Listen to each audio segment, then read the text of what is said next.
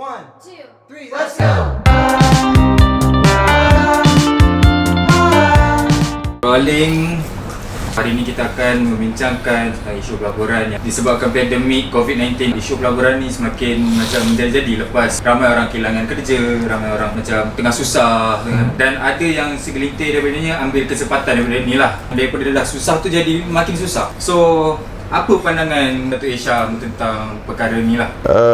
Bismillahirrahmanirrahim. Assalamualaikum dan salam sejahtera pada pengguna di luar sana. Bila sebut penipuan, saya daripada dulu konsisten. Saya kata masalah utama pengguna di Malaysia adalah ditipu. Penipuan. Apatah lagi apabila berlakunya masalah pandemik COVID. Semua orang mencari, sesetengah orang mencari jalan pintas untuk membuat kekayaan dengan mengambil kesempatan dengan orang-orang yang tak berapa pandai ni. Jadi mereka ni ditipu dengan macam-macam pakej pelaburan. Hari ni kita jumpa tadi satu orang, klien, satu pengguna yang mana ditipu dengan satu skim pelaburan yang sangat pelik, iaitu pelaburan yang dia panggil combo. Dia combine semua sekali. Dalam itu ada pakej pelaburan emas, forex, IPO, initial public offering.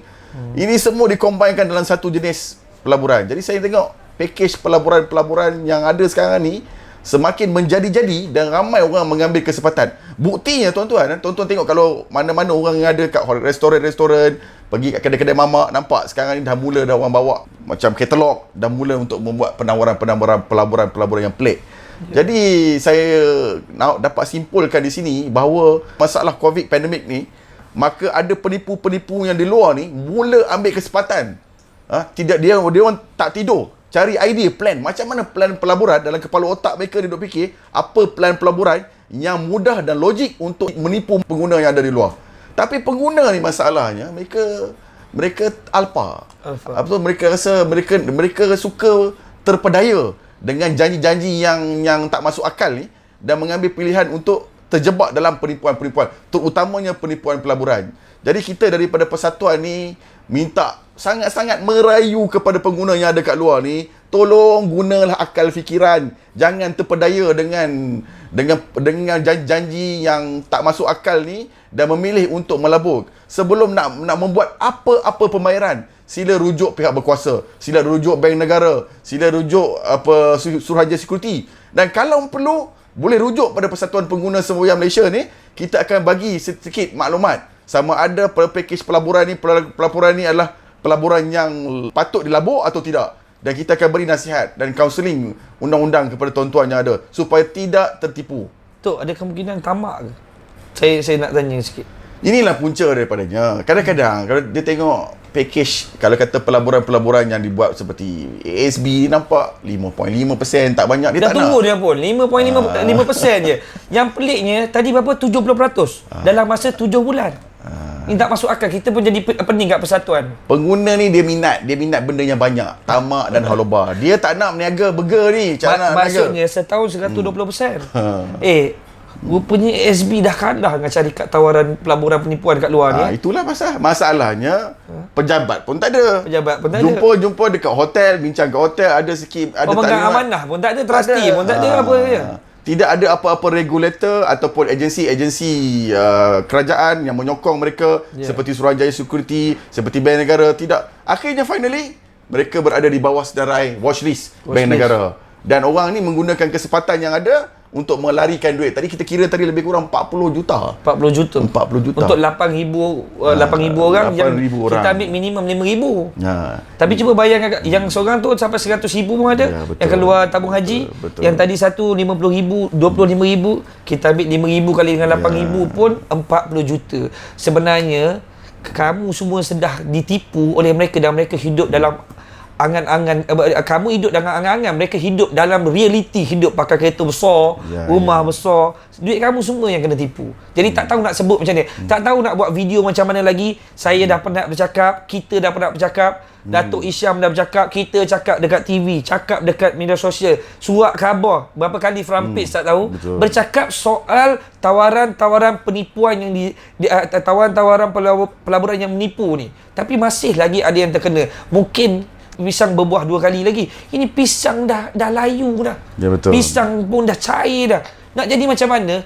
kita tidak semua aduan-aduan yang masuk pada kita berjaya untuk mendapatkan balik. Lagi-lagi ia melibatkan tawaran penipuan pelaburan yang kita rasa duit dah habis pakai. Dah beli rumah banglo, dah beli kereta besar. Budak umur 20 lebih tahun pun pakai kereta 3 biji Audi dan 2 BMW. Beli cash. Jadi saya tak tahu apa nak cakap lagi, tapi dah penat bercakap. Kadang-kadang kalau tak bantu, kita juga rasa macam terkesan. Tapi kadang-kadang bila kita bantu tak dapat duit balik pun, kita juga dijadikan bahan juga. Jadi ini menjadi masalah.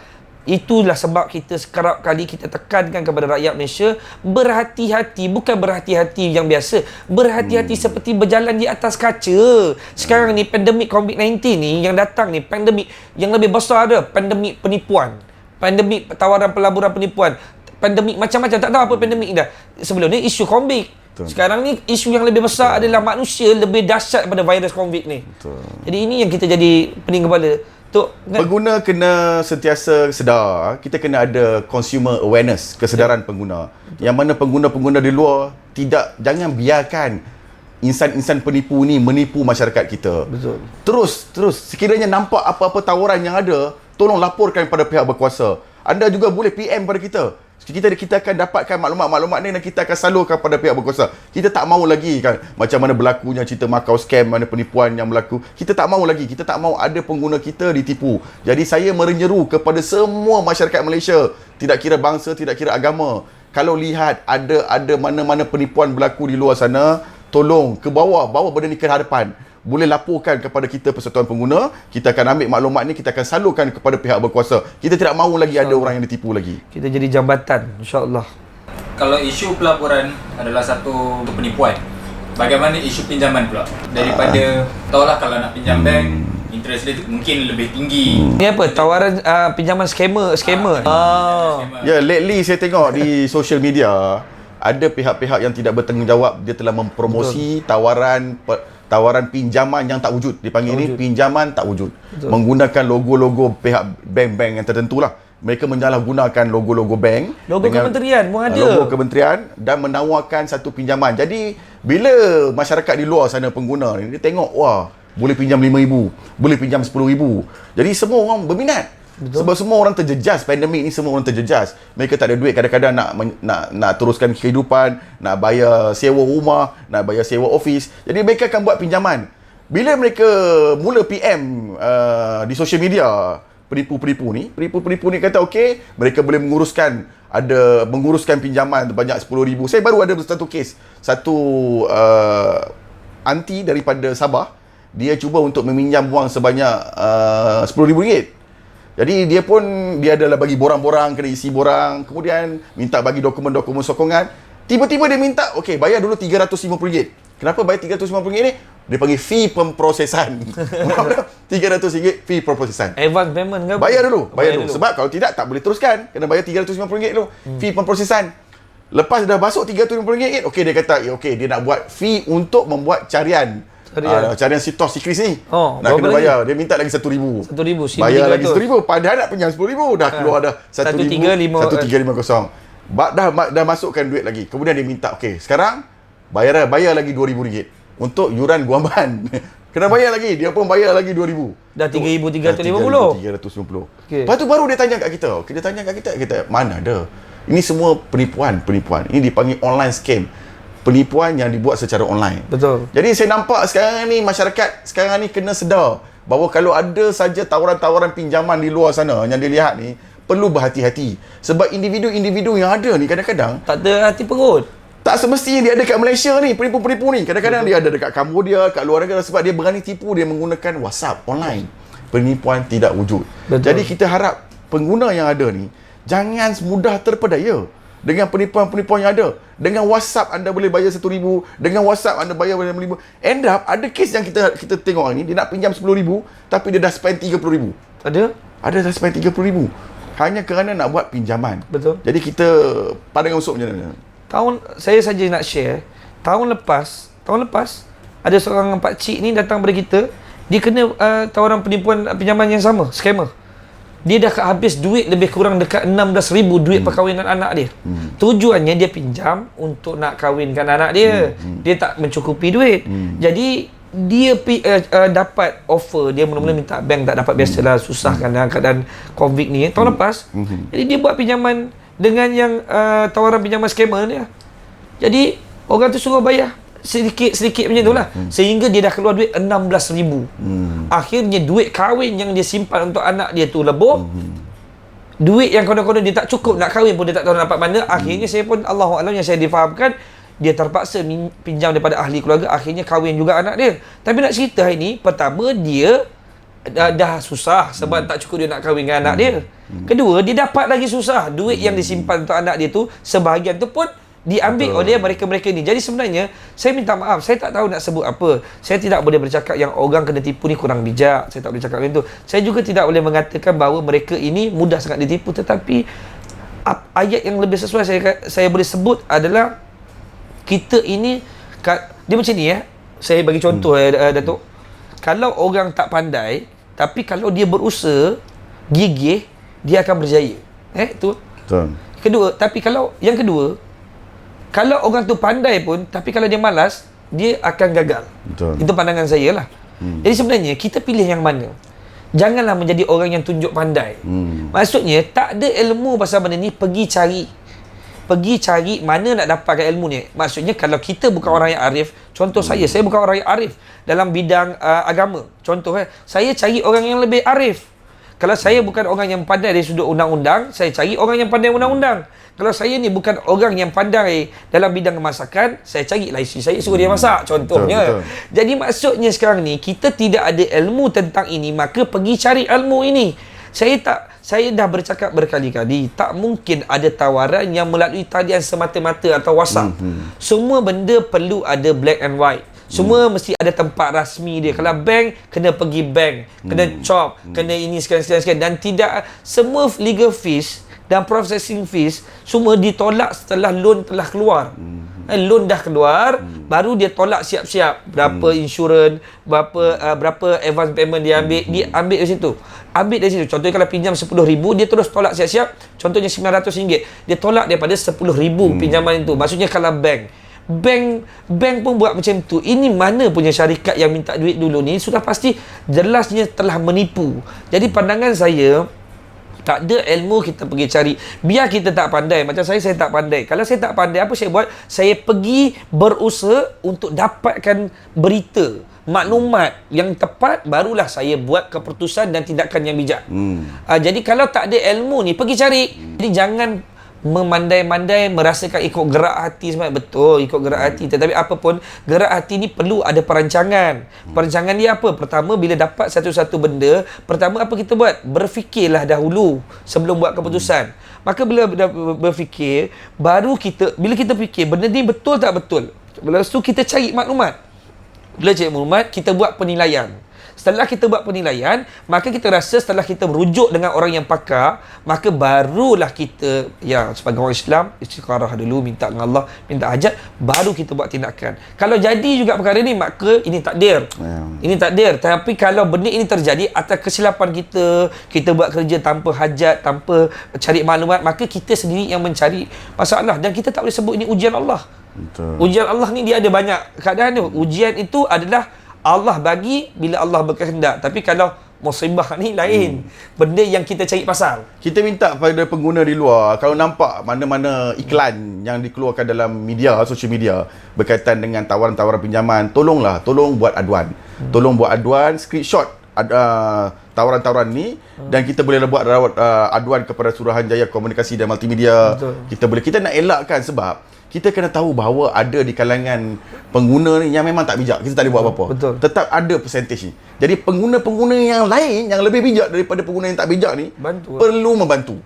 Kan? Kita tak boleh jangan biar dia bukan aku yang kena tipu, orang lain yang kena tipu. Tak boleh ada perasaan tu. Perasaan ingin membantu ni, untuk mengelak ada orang lain kena tipu ni, perlu ada kepada semua masyarakat Malaysia. Betul. Perasaan rasa penting untuk mempertahankan orang lain.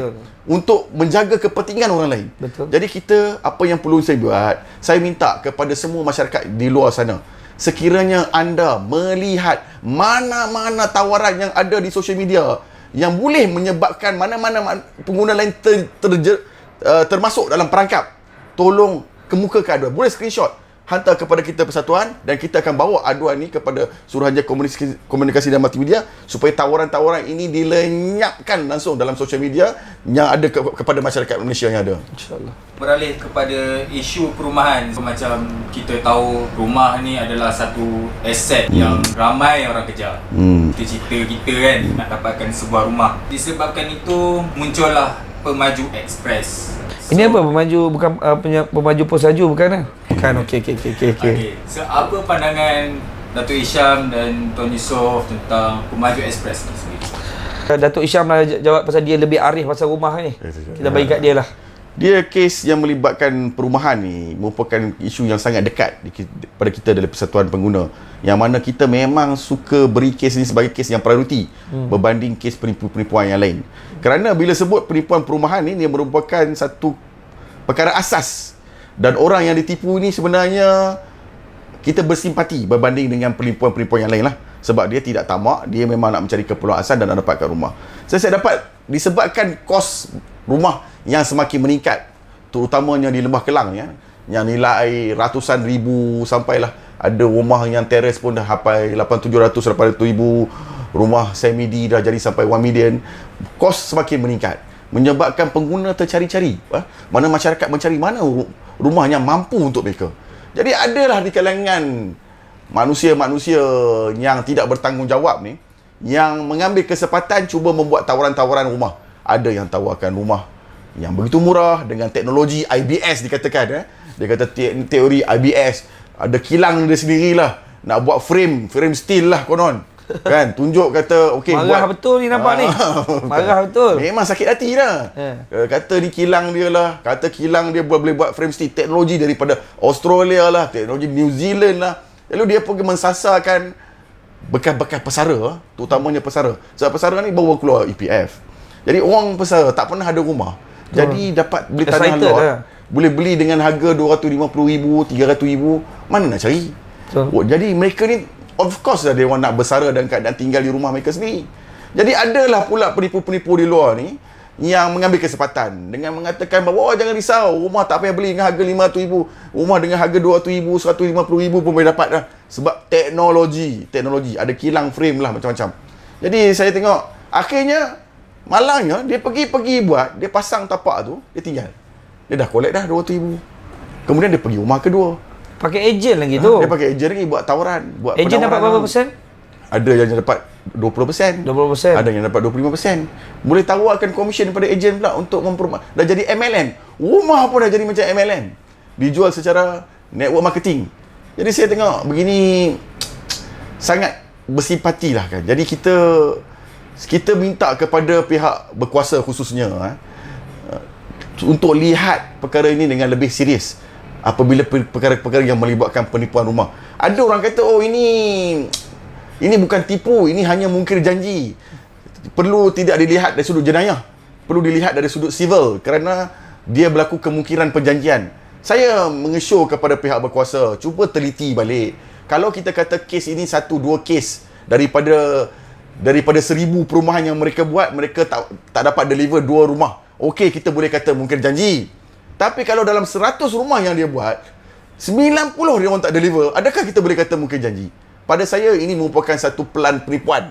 Bukan. Dia satu plan penipuan menggunakan rumah sebagai cara untuk menipu. Betul. Jadi kita sebab rumah ni impian semua orang. Ya. Jadi kita minta kepada pihak berkuasa. Pertama kita minta kepada pengguna. Apa kita minta kepada pengguna? Pengguna jangan tertipu. Sekiranya anda ingin membeli rumah, anda rujuk balik perumahan itu dengan pemaju-pemaju yang telah disenaraikan oleh Jabatan Perumahan Negara di bawah Kementerian Perumahan dan Kerajaan Tempatan. Di sana ada memberikan senarai developer-developer yang mempunyai kelayakan, yang kita boleh kata ada kredibiliti. Betul. Anda boleh beli daripada pemaju-pemaju begini. Jangan beli daripada pemaju-pemaju yang tidak diluluskan ataupun tidak dikeluarkan lesen oleh pihak Jabatan Perumahan Negara. Itu daripada pihak pengguna. Dan sekiranya anda ingin nak buat baik pulih rumah ataupun nak membuat menyertai mana-mana pakej pembinaan rumah. Kerana sekarang teknik dia sekarang ni, dia tanah sendiri dan anda boleh tak sign perjanjian dengan kontraktor untuk pembinaan rumah. Jadi yang tipu ni bukan lagi developer, tapi yang tipu kali ni adalah kontraktor yang nak membina rumah tu. Jadi anda perlu lihat track record company tersebut. Adakah dia ada siri-siri kejayaan. Buat carian dulu, carian. Boleh buat carian online, boleh juga datang kepada persatuan kita untuk nak buat semakan, supaya kita akan tengok sama ada syarikat ini mempunyai credibility atau tidak. Sebab kalau dah tertipu, duit dah bayar, nak dapat balik bukan mudah, susah. Sedangkan kita tahu bahawa kita zaman pandemik ni bukan senang nak cari duit. Kalau dah mereka dah tertipu, nak dapat balik duit ni, Masya Allah, kita bersimpatilah. Jadi kita minta kepada pengguna, yang pertama, saranan saya pada pengguna, berhati-hati sekiranya anda ingin membeli rumah. Beli daripada pemaju yang berdaftar dan diluluskan oleh oleh Jabatan Perumahan Negara di bawah Kementerian Perumahan dan Kerajaan Tempatan. Yang pertama, sekiranya anda ingin membuat rumah di atas tapak tanah anda sendiri ataupun melantik mana-mana kontraktor perumahan, kaji dulu, kaji track record dulu, buat semakan sama ada syarikat ini mempunyai rekod-rekod yang tidak baik. Kita panggil due diligence, buat kajian. Kalau perlu, boleh datang kepada kita. Kita akan cuba memberikan show bagaimana cara untuk membuat kajian terhadap syarikat-syarikat begini. Nombor 2. Dan kepada pihak berkuasa, saya merayu kepada pihak berkuasa, saya minta kepada pihak berkuasa, sila teliti sekiranya ada kes yang melibatkan penipuan yang berkaitan rumah. Jangan mudah NFA kes ini. Jangan mudah melihat kepada pengguna untuk rujuk saman secara civil. Kena faham bahawa nak saman civil penipu ni takkan bayar. Jadi kita perlu mengambil tindakan jenayah komersial di bawah Seksyen 420 jenayah tipu, supaya dapat memberikan hukuman yang setimpal kepada penipu-penipu yang ada kat luar ni, supaya mereka tidak mudah menipu. Mereka ni kan kebanyakan unsur senang-senang je kata, oh ini menunding kesalahan ni kepada mana-mana pihak. Oh saya tak salah, dia yang salah. Saya tak salah, dia yang salah. Padahal dia yang ambil duit tu. Padahal dia yang membuat promosi tu. Masalahnya buat kerja sama-sama. Bila ada masalah, dia menunding masalah ni kepada orang lain. Jadi saya akhirnya, dikala dia menunding orang lain, kau salah, Persatuan Pengguna pun salah, Yusof Azmi yang salah. Yusof Azmi pun dikira sebagai salah. Sedangkan yang akhirnya rugi ni pengguna. Tak, dia kata kita semua konon-kononnya hero. Lepas tu konon-kononnya kita fitnah dia. Tapi kadang-kadang pelik ya, berapa ramai yang terlibat itu hari datang? Itu tak salah saya, kita buat lebih 15 pengadu itu. 15 pengadu. Jadi sebenarnya 15 pengadu tu tipu lah. Itulah. Timbulnya perpecahan umat Islam. Kita sesama bangsa. Dia begini, perpecahan kaum dan perpecahan agama Islam lah. Dan perpecahan dalam agama, contohnya kalau perpecahan bangsa ni, maksudnya bangsa ni maksudnya kaum. Maksudnya kaum Melayu, kaum Cina, kaum India kan. Kalau agama tu Islam, perpecahan dalam Islam tu sendiri. Perpecahan dalam Kristian tu sendiri, perpecahan dalam Hindu tu sendiri, perpecahan dalam Buddha tu sendiri. Sebenarnya perpecahan ni bergantung kepada individu.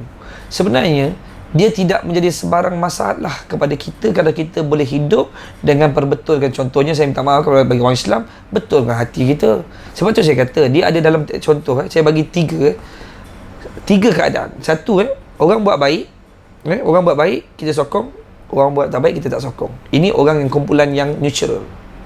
Kumpulan yang kedua pula, orang buat baik dia sokong, orang buat tak baik pun disokong. Ini kumpulan yang tak ada pendirian, no integrity, tak ada prinsip.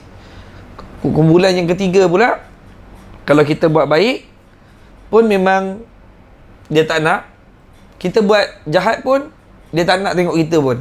Ini kumpulan yang hatinya memang rosak terus lah. Maksudnya kumpulan yang pertama tu, kita buat baik dia sokong, kita buat tak baik dia tak sokong, dia neutral. Ini bagus, ada pendirian, prinsip yang bagus. Kumpulan yang kedua pula, kita buat baik dia tak sokong, kita buat jahat pun dia tak sokong juga. Maksudnya dia ni tak ada pendirian, dia tak ada integriti, prinsip tak ada. Maksudnya bagi dia orang tu buat baik pun dia tak nak, orang tu buat jahat pun lagilah dia cari pasal. Kumpulan yang ketiga pula, kita buat baik dan kita buat jahat, memang bagi macam saya sebut tadi lah, tiga kumpulan ni lebih kurang lah semua faham Jadi sebenarnya kita bergantung kepada prinsip hidup kita.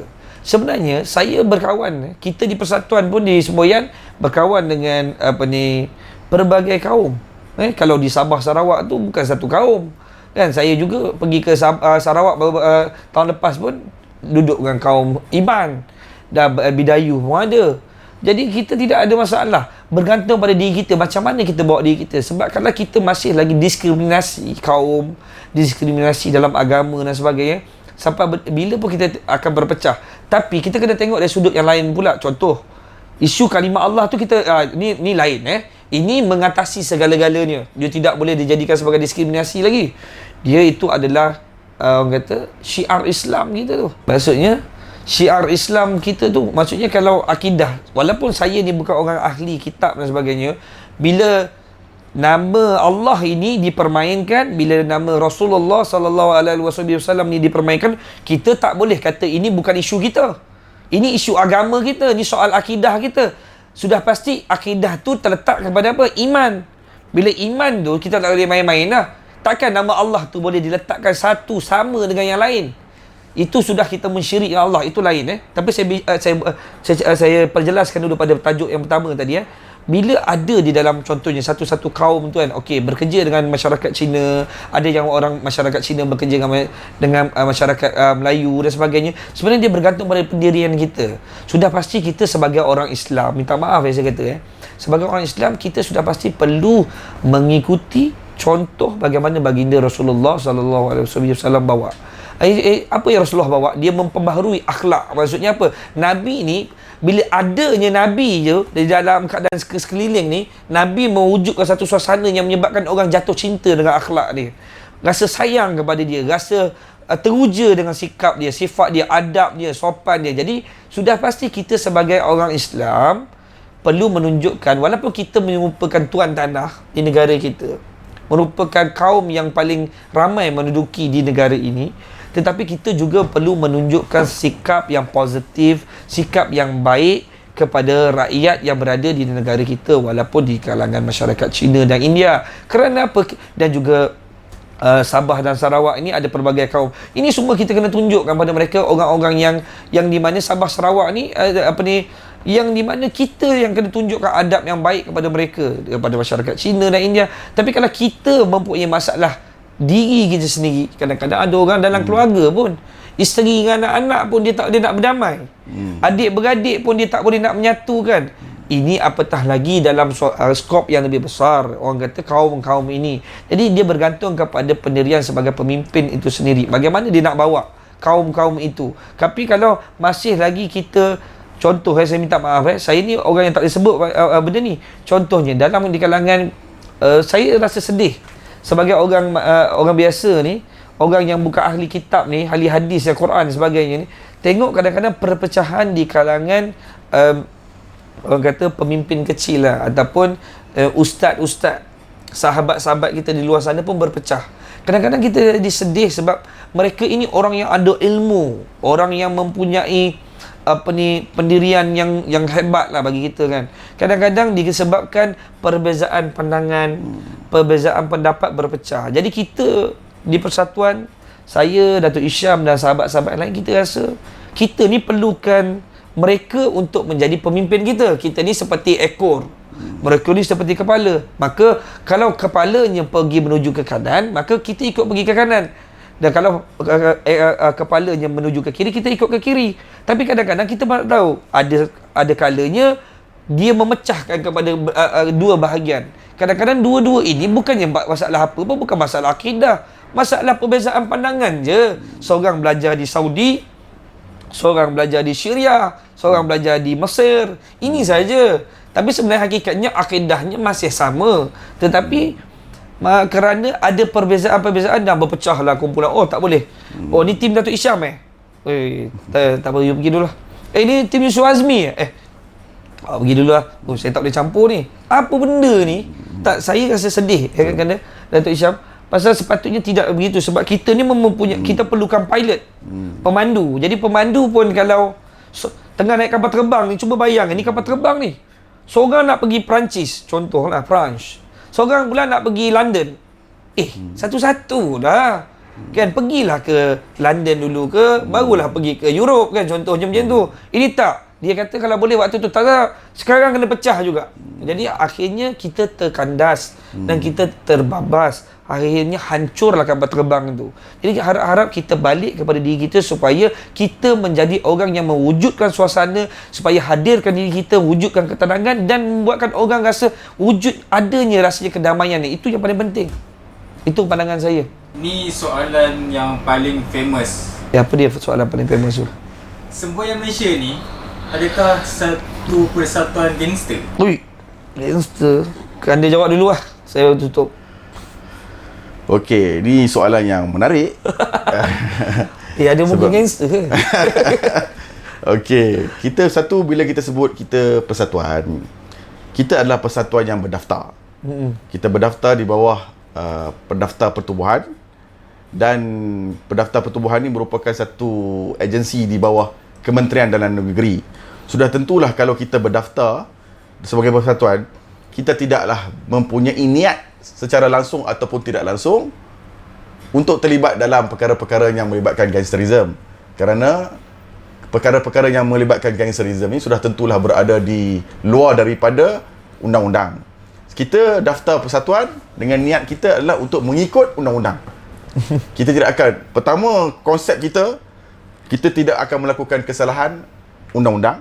Yang kedua, kita akan tidak mahu melakukan satu benda yang tidak diredai oleh Allah. InsyaAllah. Dua perkara ni merupakan perkara penting dalam kita punya perjuangan, mengikut saluran undang-undang dan mendapat keredaan daripada Allah. Okey, jadi kita Persatuan Pengguna Semboyan Malaysia akan mengikuti apa-apa saja yang termaktub di dalam Akta Pertubuhan.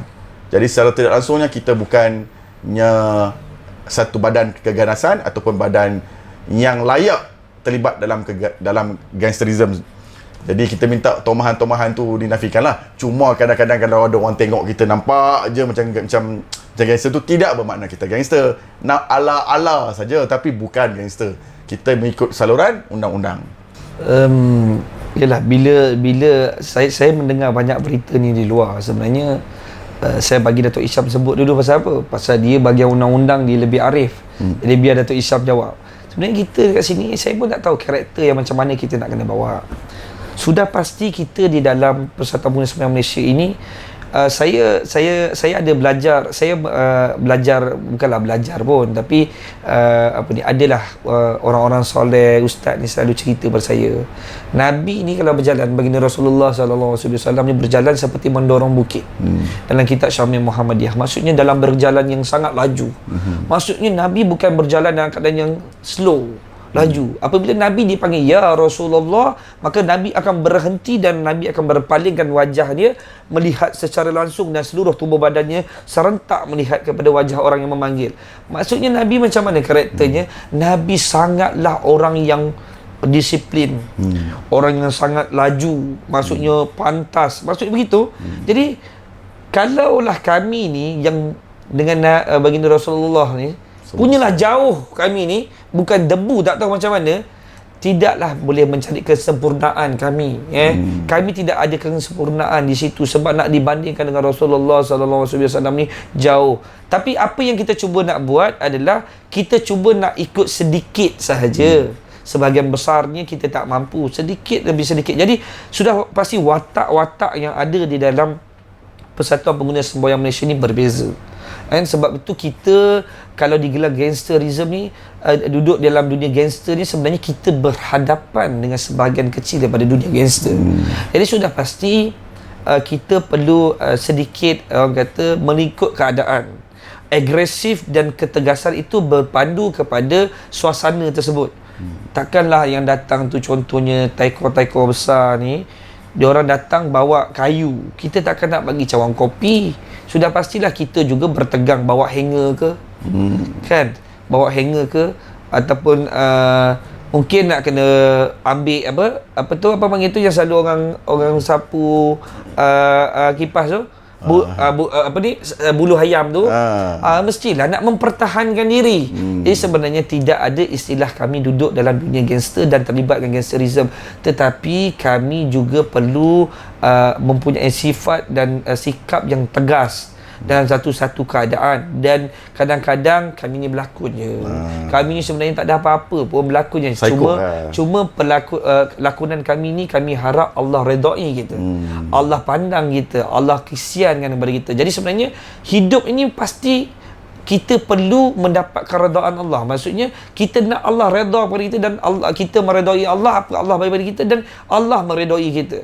Jadi sudah pasti kita dibuat sebaik mungkin untuk mengatasi keadaan-keadaan yang di mana nak menyelamatkan orang ke, nak menyelamatkan diri kita, nak menyelamatkan pasukan kita. Jadi istilah gangsterism ni tidak ada, tapi kemungkinan kami juga merekrut bekas-bekas bantuan yang di mana mereka ini tidak ada, mereka ini dipandang tidak baik di segelintir masyarakat, sedangkan mereka ini juga adalah orang yang seperti kita juga, orang yang banyak pernah melakukan khilaf, duduk dalam kesalahan yang perlu diberi peluang, perlu diberikan mereka peluang untuk bina hidup yang baru. Mereka juga perlu berkahwin, mereka juga perlu ada anak, mereka juga perlu ada pekerjaan. Jadi janganlah pandang kalau nampak anak buah kita ada tattoo dan sebagainya itu, mereka itu kita ini gangster, sebab tattoo ini tidak melambangkan sebagai dia sebagai seorang gangster.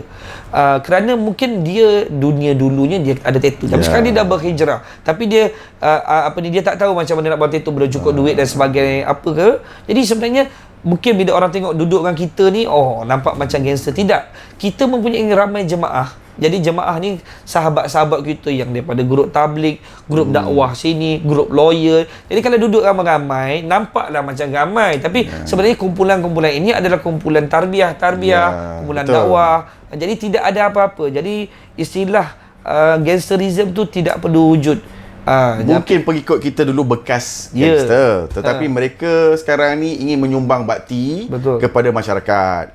Jadi mereka bukan apa yang lepas itu lepas, cuma mereka sekarang ingin untuk menyumbang bakti pada masyarakat, untuk mengelakkan mana-mana masyarakat yang ada ataupun pengguna yang ada ini ditindas. Jadi karakter-karakter yang ada itu perlu ada untuk menyeimbangkan situasi yang ada. Dan tetapi jangan bimbang, walau bagaimanapun dia orang ni, persatuan kita tetap tidak lari daripada undang-undang. Kita akan mematuhi dan mengikut undang-undang dengan sebaik yang kita mampu. InsyaAllah. Temui kami dalam semboyan. Temui kami di channel Yusof Azmi Semboyan TV. Takbir! Allahu Akbar.